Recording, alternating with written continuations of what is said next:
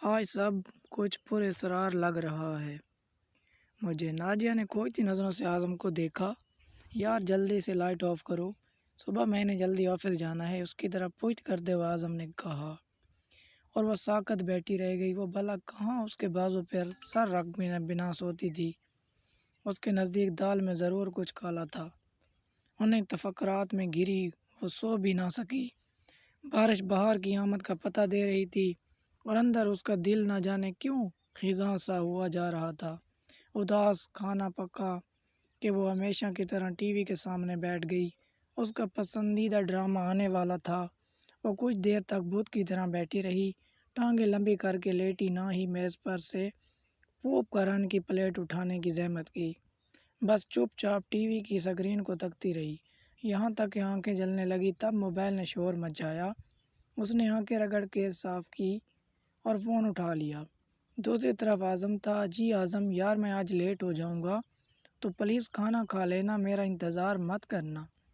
اعظم نے ہدایت دی۔ لیکن اعظم آ جائیں یار، کسی نے دور سے اعظم کو پکارا تھا۔ وہ زنانہ آواز تھی۔ نادیہ چپ رہ گئی، کچھ نہ بولی۔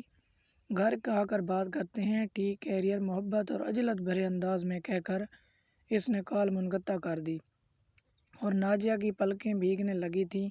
کہیں مجاہد بھائی کی طرح اعظم بھی کسی کولیگ کے ساتھ اس سے آگے کی سوچ سے روح تک کانپ گئی تھی۔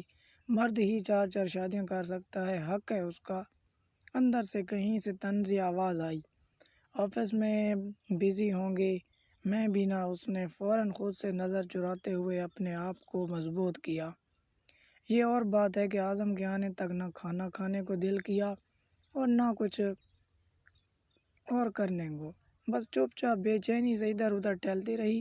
اور پھر یہ معمول بنتا گیا۔ اعظم اب اکثر گھر سے دیر سے آتا، دونوں وقت کا کھانا بھی باہر سے کھاتا۔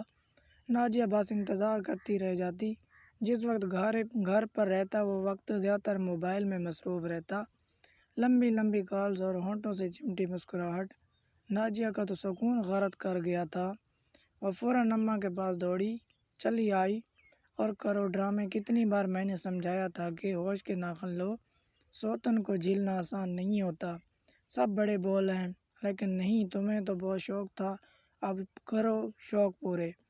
پہلے اماں بہت برسی، پھر اس کے بعد آنسو بہتے دیکھ کر ان کا دل پسیج گیا۔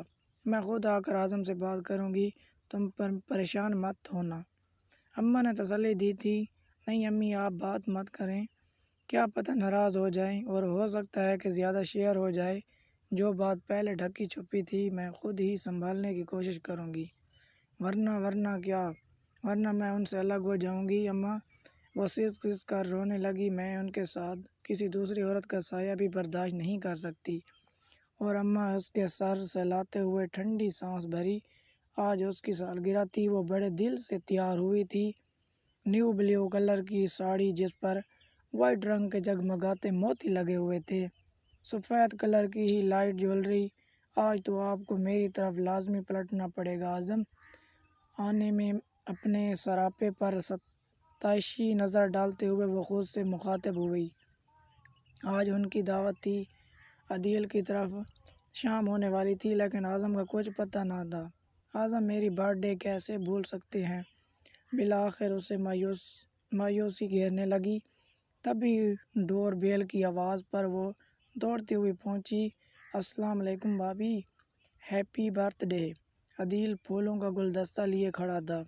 اس نے اداس مسکراہٹ سے تحفہ قبول کیا۔ آپ لاک لگا کر نیچے آ جائیں، میں گاڑی میں آپ کا انتظار کر رہا ہوں، عدیل نے کہا۔ تو وہ چونکی، لیکن اس سے پہلے کہ وہ کچھ پوچھتی عدیل جا چکا تھا۔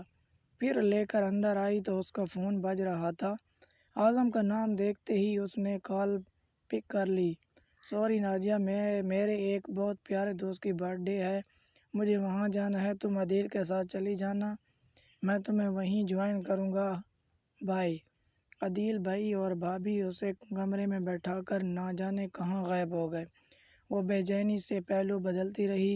تب ہی ٹیرس پر عجیب سی روشنیاں پھیل گئی۔ وہ اٹھ کر باہر ٹیرس پر گئی۔ رنگ برنگے برقی کمکموں سے سجا ٹیرس اسے خوشگوار حیرت میں ڈال گیا۔ سالگرہ کا سارا اہتمام وہاں کیا